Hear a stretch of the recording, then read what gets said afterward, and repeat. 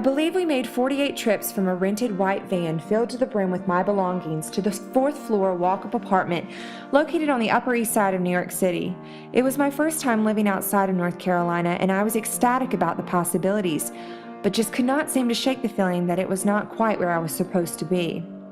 I said my goodbyes to my dad, who had given up his weekend to help me move. Both of our eyes filled with tears. I'll never forget that feeling of, "Wait a second, Dad. Pack me up, move me back home. I'm just not quite ready for this." I had turned my tassel at the University of North Carolina, and in a sea of Carolina blue, I found myself ironically listening to Mayor Bloomberg about the potential for my future. But I still worried about finding a job, and I dreamed about moving to a big city, but I just felt unprepared. Why had I not received a warning about the real world ahead? An interview later, I was moving up to New York City to work as a communications assistant for a small nonprofit which raised money for pediatric cancer research. My apartment was within walking distance to Central Park and just a subway stop or two away from the amazing features of the city, the shopping, the tourists, the delicious foods. I was so incredibly lucky. What kind of a 22-year-old just gets to up and move to one of the largest cities in the world on her own and with the promise of a job? I spent my days working for the nonprofit and my nights as a barista at Starbucks. I crammed my weekends with touring the city, from museums to walking on the High Line. I wanted to experience it all, and for the most part with no money in my pocket. I was exhausted, but I was determined. About 3 weeks into my job at the nonprofit, though, I began to realize that I'd made a mistake by moving to New York, and most importantly, I'd chosen the wrong job for me. Now, everyone struggles with their first real job, but I was working from my tiny apartment and was on the clock at the whim of my boss. Whenever she called, day or night, I was expected to answer to her. Working from home did not match well with my personality, and I became homesick like I'd never been before. Other than going to my job at Starbucks, I rarely left my apartment. I was overwhelmed, and I was shocked by the way my confidence dwindled every time I spoke to my boss. I had seen the movie The Devil Wears Prada, but I did not think that I would actually be living the movie in real time. I was young and inexperienced, and I wasn't sure how to handle the situation. I lasted 6 months, and on Friday, December 21st, just a few days before Christmas, in a heat of emotion, I wrote a resignation letter. It was kind and thoughtful, and I promised to work 2 weeks and pass on information to the next person they hired. However, just as I expected, my boss did not take the news well, and she fired me on the spot. That night, I cried in my bed. I needed a minute to unwind and to figure things out in my head. A week later, I was still in my bed, even forgetting about Christmas. My mom flew up first, closely followed by my best friend, and I felt so alone in a city of millions. How was that even possible?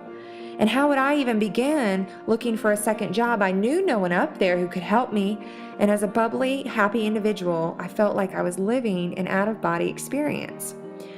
I started the job search, and luckily, almost immediately, I found a position at a much larger nonprofit, the Leukemia and Lymphoma Society.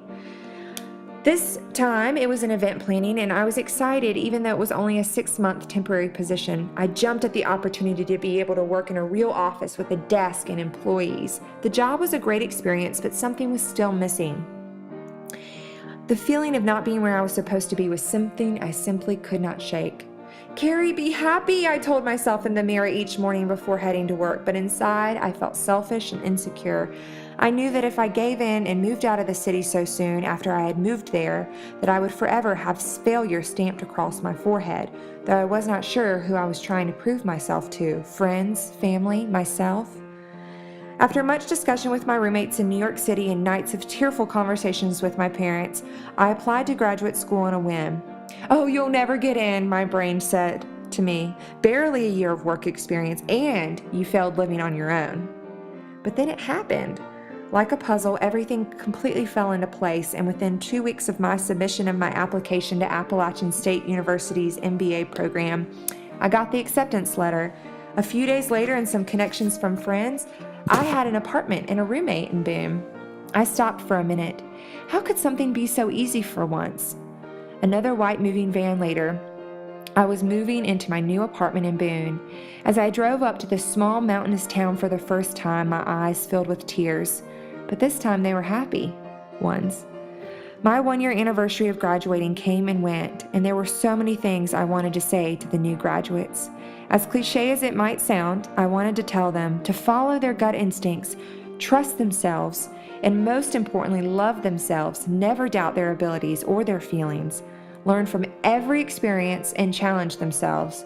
You are not, nor will you ever be, a failure. When I walked into the Walker College of Business on my first day of graduate school, I may not have had much work experience, but I walked into that classroom with an experience that taught me more than any job ever could. For once, I was able to say that I was a stronger, more confident, and more assertive person thanks to New York City.